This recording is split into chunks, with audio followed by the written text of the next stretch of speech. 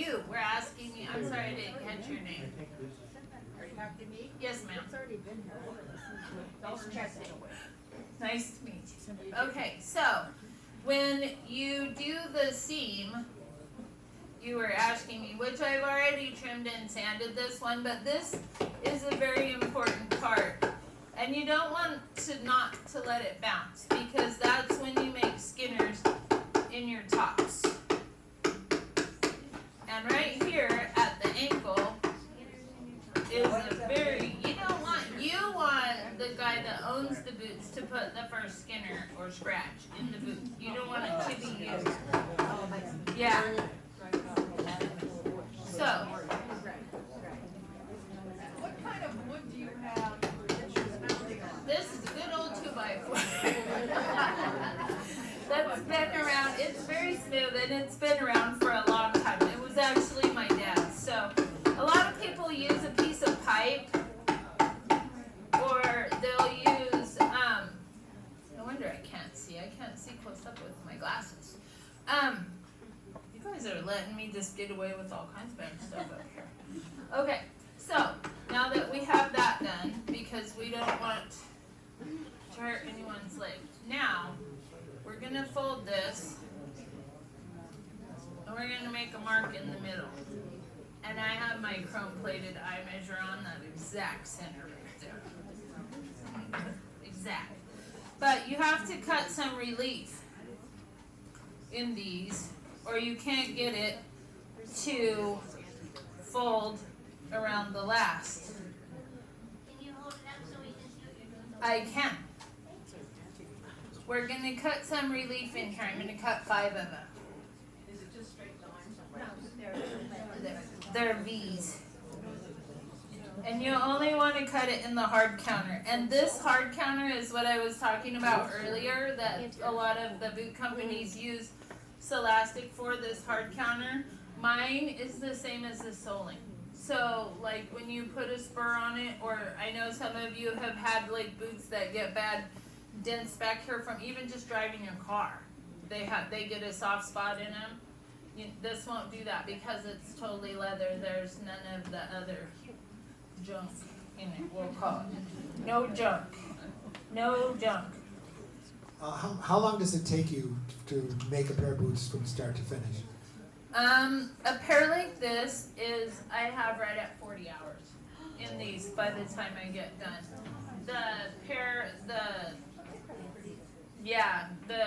The ones with the card suits in them, those have about 120 hours in them, give or take. I quit counting because it was making me sick. And the ones with the flowers, I actually had a couple of students come, so I had to pick those up and put those down. So I don't actually know how much time I have in those, but I did some practice pieces because it was a technique that I had never done before. And so I had to kind of learn how to do it. And I don't know if I did it right, but it worked. So we're just gonna go with that. Where's your Okay, that's not a valid question. I will. You gave the hours. How much do you charge an hour? What is the cost? Okay, I make about 42.5 cents an hour.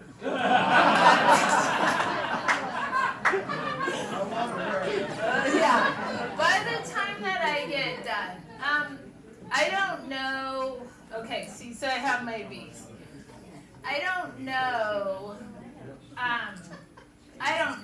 I probably don't charge enough for what I do, and I've had several people tell me that I don't charge enough for what I do, but back to my cowboy guys, they make the least amount of money and spend the most with me. So, I have taken payments, I have taken horseshoeing because a lot of those guys shoe their own horses. I've traded loads of hay. I've traded horses and cows and all kinds of stuff for boots. So I am turning, because everything has to go together inside out to make the nice finished seams on the inside and to get existing, so I'm trying to turn it right side down. It's not cooperating. So Yes, you're making yes. those in Benson now? How many booths do I own? Well, when we, all of them I own that I made. I don't know, 35, 40-ish, maybe. Well, my husband had the audacity to ask me when we moved, and he was packing in boxes and stuff of boots. He's like, "Good Lord, woman, how many pair of boots do you own?" And I said, if anyone knows my husband, that's funny. But I said, okay, out of all the people in the world that own boots, you're going to ask me how many I own? Because let's just take a little walk down to your closet. See how many you own. So he was like, yeah, good point. But Are you building those in Benson now? yes, sir. Yes, I am. I have my shop outside my house, and I just go out and do my thing. Okay, here's the Kelly, what do you think of any of the commercial boot makers? Do you have any that you respect or like? as in, That's an unfair question. it is a fair question. I do. Unfair. Oh. I do. See? Now we have a boot. Yay! What I really love is when I'm very picky, when all my points, I want all my points to line up.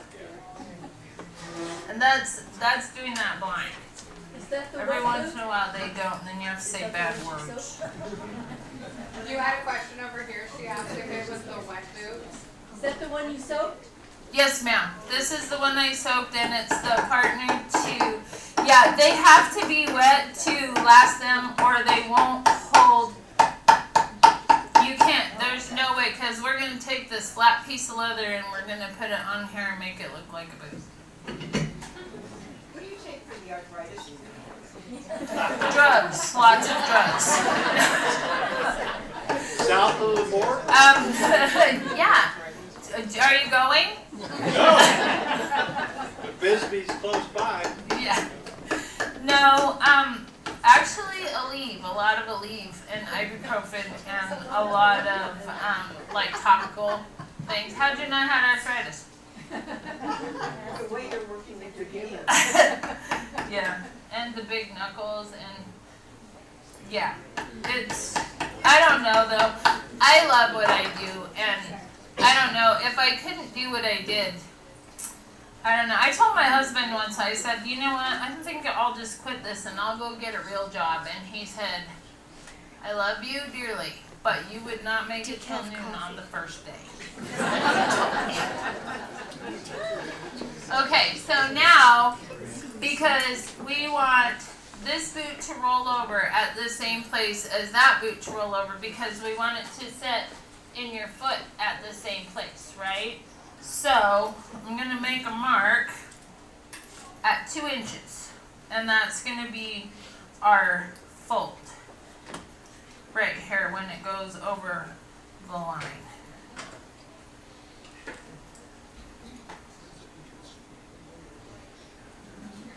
And don't ask me why 2 inches, that's just the way I learned, so no.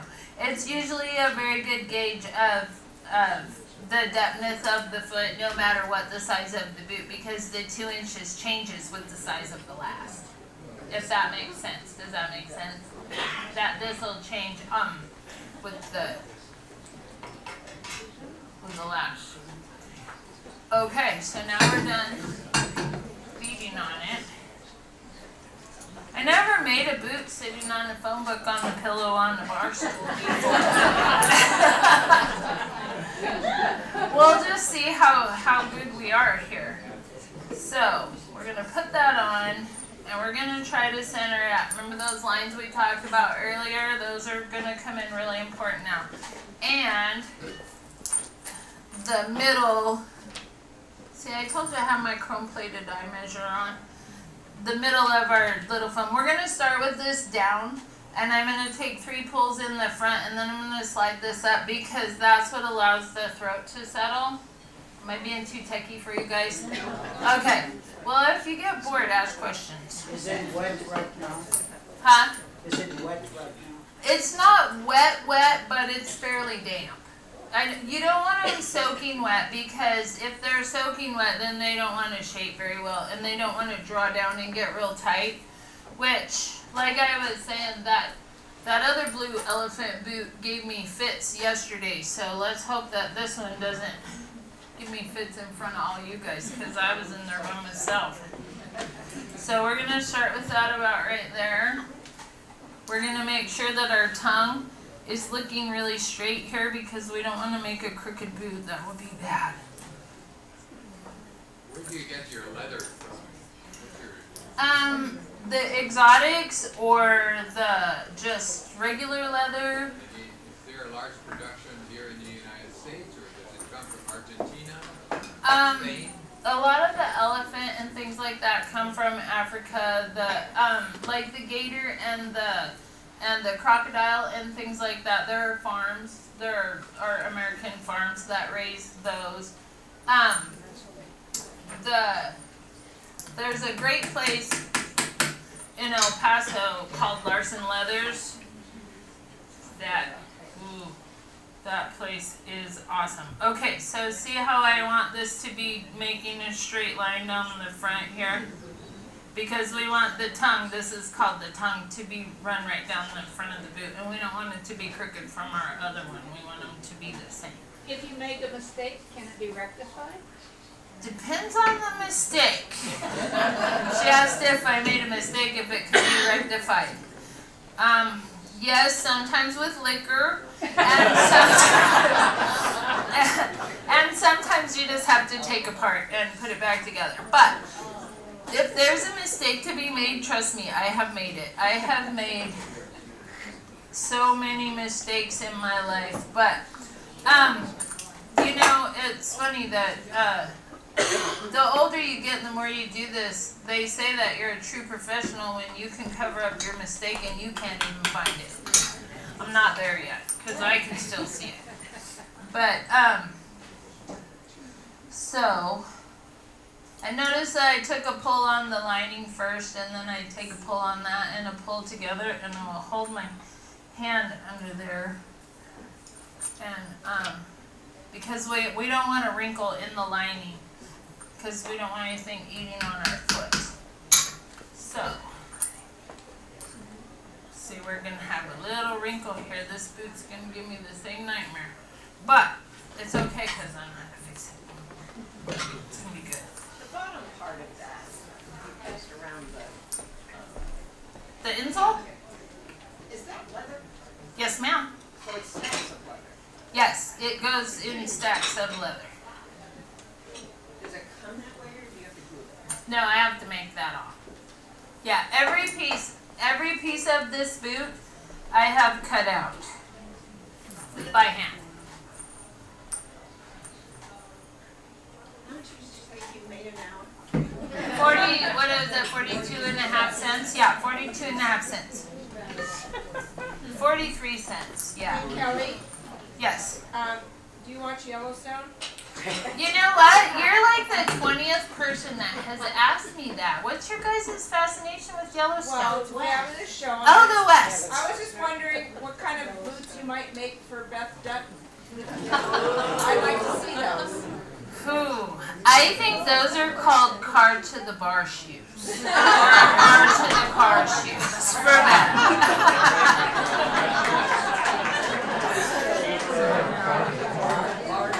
My nail color. I can't get off of my phone book.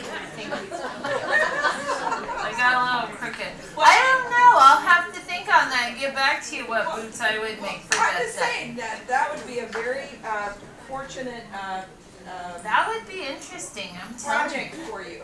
Yeah. Yeah. I don't know. She might get mad and burn down my trailer park. Yeah. I don't know if I want to make her boots. She could be mean. So your tools, were those handed down from your father? Yes, part of them were. And part of them were from a very, I bought some tools because men's hands are obviously bigger than women's, right? And so I have my favorite ones, but this is one of my very favorite pair of pliers because they fit my hands well. But yes, and I have another bootmaker friend of my dad's that was friends for 40 years, and we lost him also. And sorry, that was crooked. I had to fix it. So I inherited some of Al's tools, and so it's my